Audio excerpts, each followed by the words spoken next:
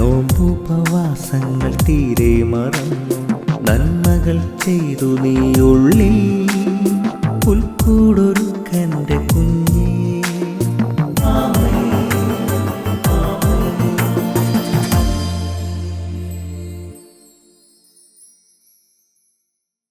യേശുവിൻ്റെ ഏറ്റവും പ്രിയപ്പെട്ട കുഞ്ഞെ, നിനക്ക് ഓർക്കാനും ഈ ക്രിസ്മസിന് അനേകർക്ക് ആശംസിക്കാനും യോഹന്നാന്റെ 3-ാം ലേഖനം ഒരധ്യായമേ ഉള്ളൂ, 2-ാം വാക്യം.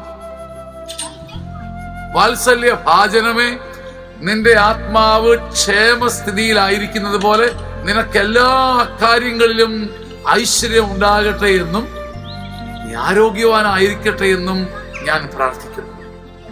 അർത്ഥമില്ലാത്ത സന്ദേശങ്ങളും കാർഡുകളും അയക്കുന്നതിനൊക്കെ ഒത്തിരി അധികം യോഹന്നാന്റെ 3-ാം ലേഖനം അതിലെ 2-ാം വാക്യം, ദൈവത്തിന്റെ ആത്മാവ് നമ്മളോടത് പറയുന്നു. ഈ ക്രിസ്മസിന് നിന്നോടും നിന്റെ ആത്മാവിനൊരു ക്ഷേമം നീ ഉറപ്പാക്കിയാൽ, നിന്റെ ആത്മാവിനുള്ള ക്ഷേമം ആദ്യം ഉറപ്പാക്കിയാൽ, ബാക്കി എല്ലാ കാര്യങ്ങളിലും ഐശ്വര്യവും ആരോഗ്യവും നിനക്ക് നൽകും.